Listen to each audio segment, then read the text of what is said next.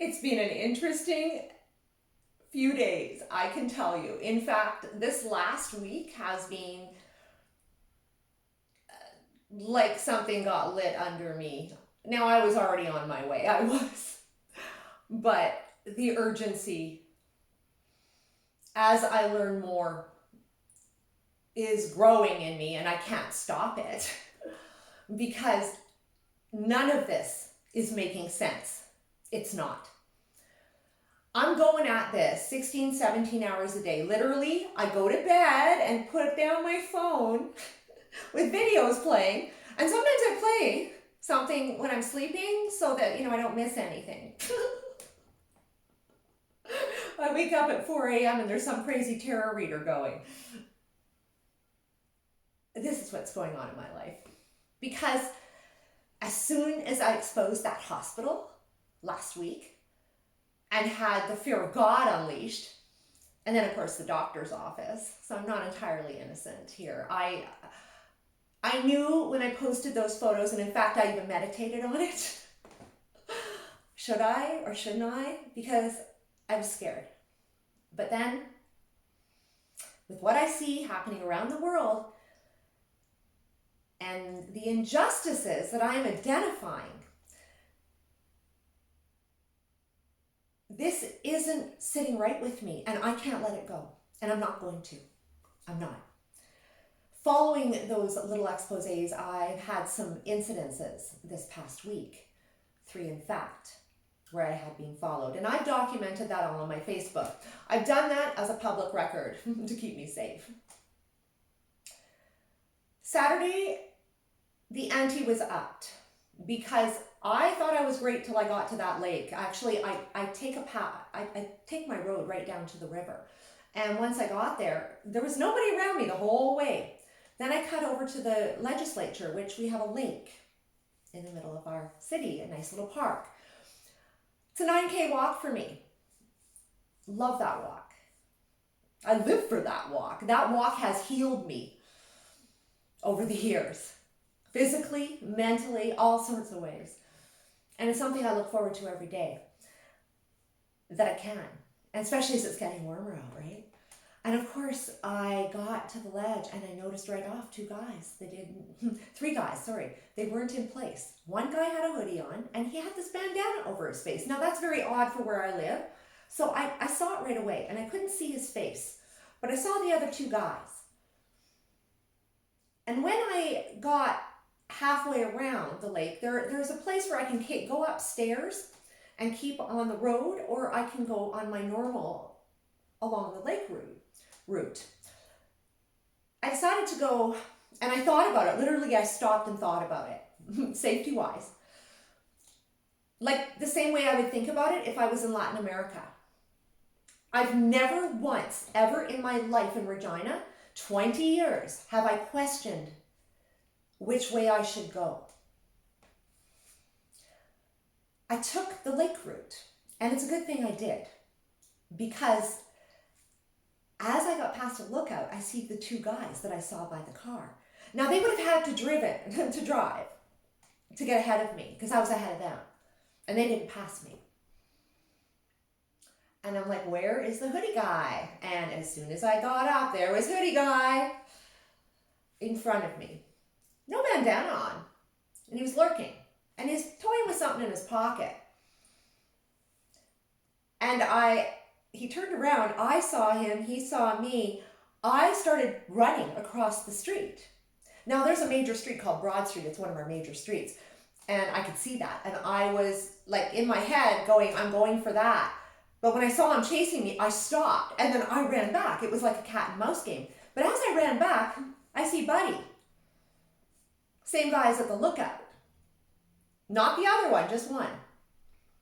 And he is crossing the street. Like it was like the craziest thing. The weirdest thing is I couldn't scream. I just got back to I got to my side over here. These guys were over here, and I just whipped around with my camera. Now I had it ready. I'm keeping it ready all the time. And they, of course, you saw in the video. If you didn't, go to my Facebook, you'll see it. Of course, they're identified there. And I was able to screenshot. The one guy with the hoodie I thought originally was Aboriginal, but no, he turned out to be Asian when I got the shot in, and I was able to screenshot it. And it was for one little half a second, and I got it. So their pictures are on Facebook now, and that's what I'm doing. I've also laced my comments with all sorts of clues because I know exactly where this is coming from right now. And so do they. And they know I know. You see, now yesterday I went off to do a little project just to bring some supplies and a one-pager down to the homeless and just the Aboriginal community at large. And we got down there. I was talking to a man, and I'd met him before. And after he heard, well, actually he read on my Facebook things that had happened, he said, well, you know, I'll escort you. And I'm like, yeah. And it was at that very moment that it occurred to me.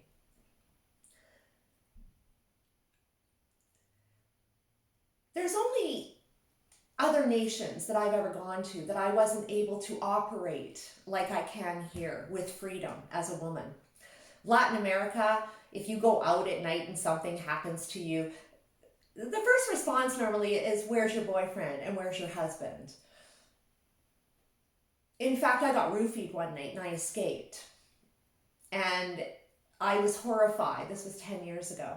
And I was just horrified that that was the response I got.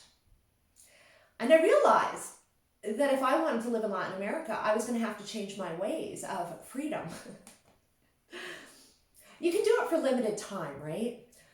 I can do it on a holiday. I make it fun, you know, again, like a little cat and mouse game. But living like that? And when he offered, again, right that second, it was like, I have to get an escort in my own country to walk? What? Because that sort of shit happens in Pakistan. And in fact, those were a number of the men. 3 out of the 4 that I have taken pictures of, that's where they're from. We have a very small population here, and I am knowledgeable. Why? Because I hosted immigrants in my home for a long, long time. I'm going to go one further. Pakistani Muslim. Because, see, when you're a Canadian woman and you're forced to get an escort to go out, that's essentially what they do there. They separate women from society with the veil, right? They're not allowed to operate like we do. And when I pissed off some very powerful men last week, and I know exactly who they are, and so does everybody else. I'm not going to name them here. In fact, they're laced through my comments. I did that to protect myself because here I am, a woman in Canada, and honestly, I have no intention but for the well-being of my province, my country, and also my globe. The same guys that are running you know who, that claim all these measures around the world of various states of isolation, new rules of socialization, to suit them. You see, the heads and the brass of the World Health Organization aren't from our Western nations. They're from nations that cover women.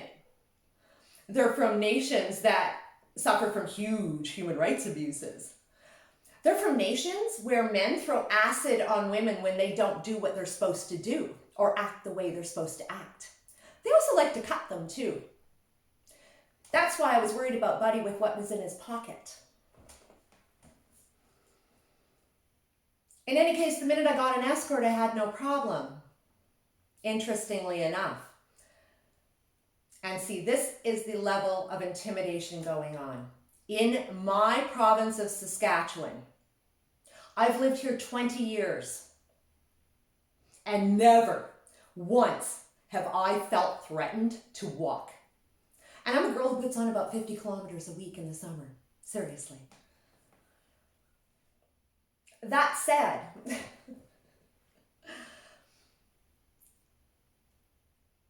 when we see a socialization coming into our society, such as what I've described, intimidation, tactics that are used in totalitarian regimes, where social credits are looking to become the norm, because you have to understand the social credit program that China has with the facial recognition, the mass surveillance. It's interesting when you watch, get on YouTube and watch some videos on Chinese smart cities. Now, interestingly enough, what you are going to see is everyone spaced. With that same spacing they have indicated for us with this virus. You see, this virus, you gotta know, when we're in a state of emergency and there's only 5 people in the hospital, 2 of them in ICU, and I guarantee they're not. Honestly, I believe all of those are not for COVID-19. No, I believe they're from complications. They've got hospitals shut down, massive security that does not belong in our landscape.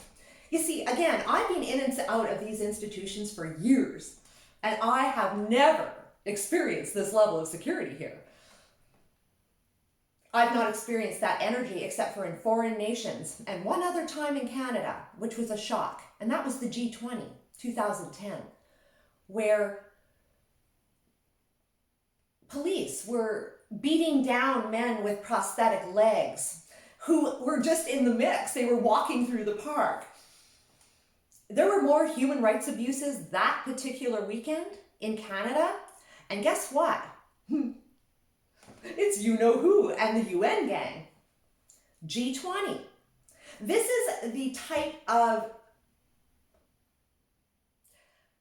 When we're looking at globalization as a whole, what we're doing is we are allowing men, and because they're all men, from Saudi Arabia, the Emirates, these wealthy nations of princes and kings that keep the women out of sight. They're socializing us to be less of who we are. The Italians, from now on, Italians are going to be somewhat required not to kiss each other on the cheek when they say hello. The Argentinians, they get 3. All of this is more than an attempt. It's a deliberate assault on who we are and how we relate to one another. It's setting us into a fear of a virus and bacteria that is having us completely compromise the type of people we are and our very humanity.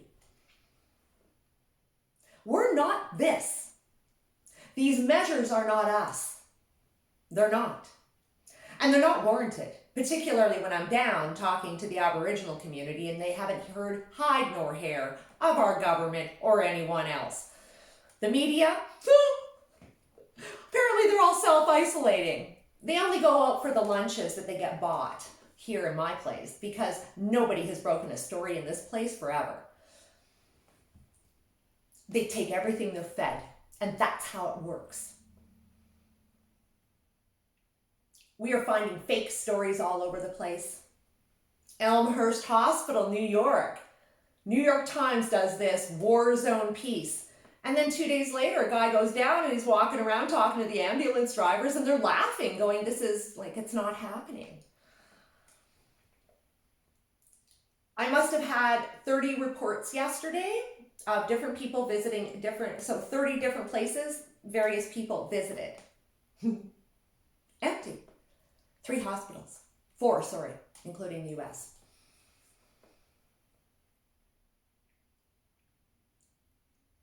I just looked at Alberta and how the testing for COVID-19, and that's on my Facebook, when they're testing, they've got like this many people they've tested. And then guess who has it? Like this top little piece. In Ireland, they are literally locking down the 70-year-olds, anyone over 70, good or bad health, has to stay inside now. Yeah. What happens to a 70-year-old, an active one, that has a life, that exercises every day when you confine them? They start to want to die.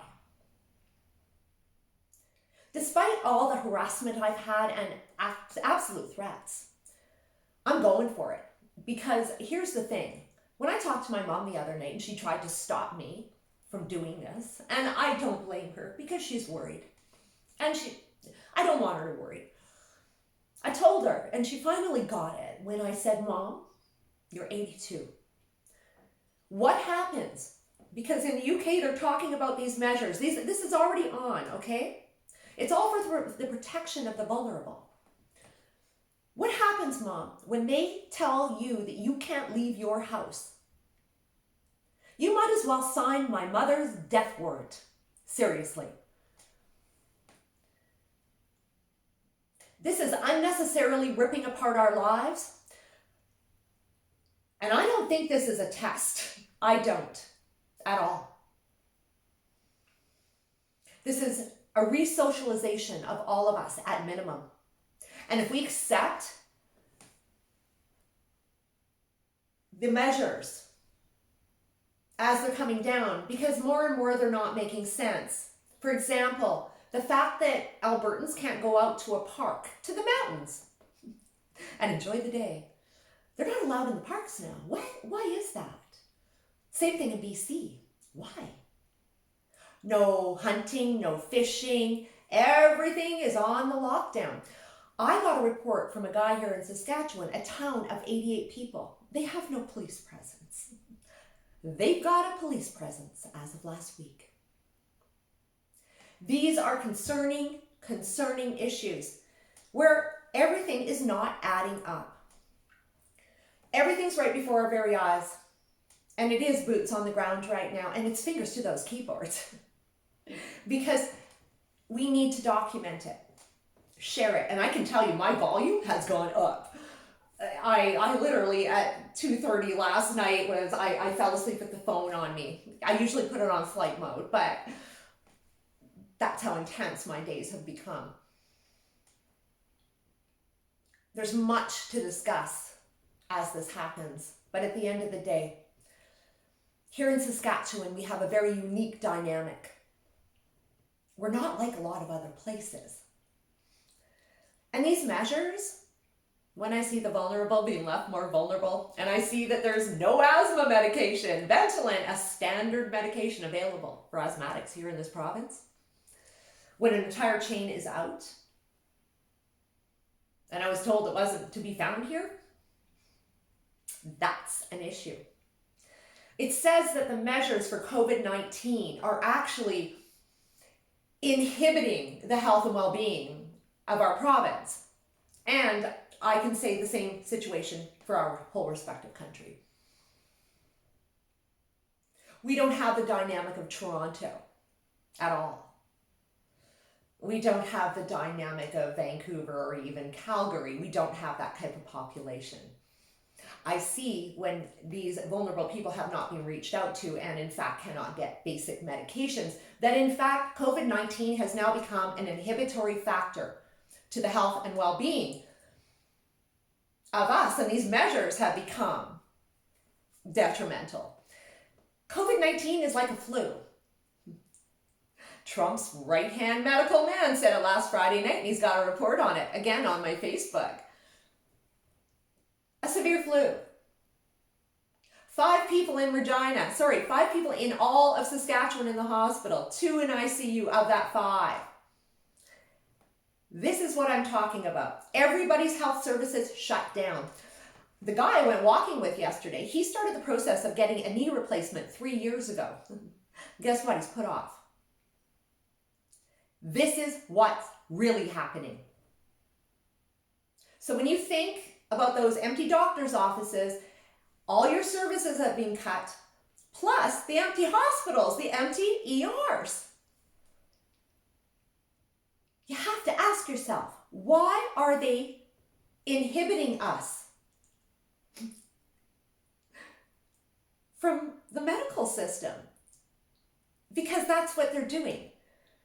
A flu has taken over the medical system, superseding diagnosis, superseding procedures, superseding medication, basics that you can find in the middle of Uganda in a hut. We got some questions to ask, and I hope we will. Because I'm not going to stop here. This is our humanity at stake. If you haven't subscribed, I'd love to have you. And please, of course, my Facebook and Instagram, get in there and start contributing, because honestly, we learn a lot there every day. I haven't had more fun in forever. And I believe it's kind of meant to be when, again, all of this material just seems to drop in my lap.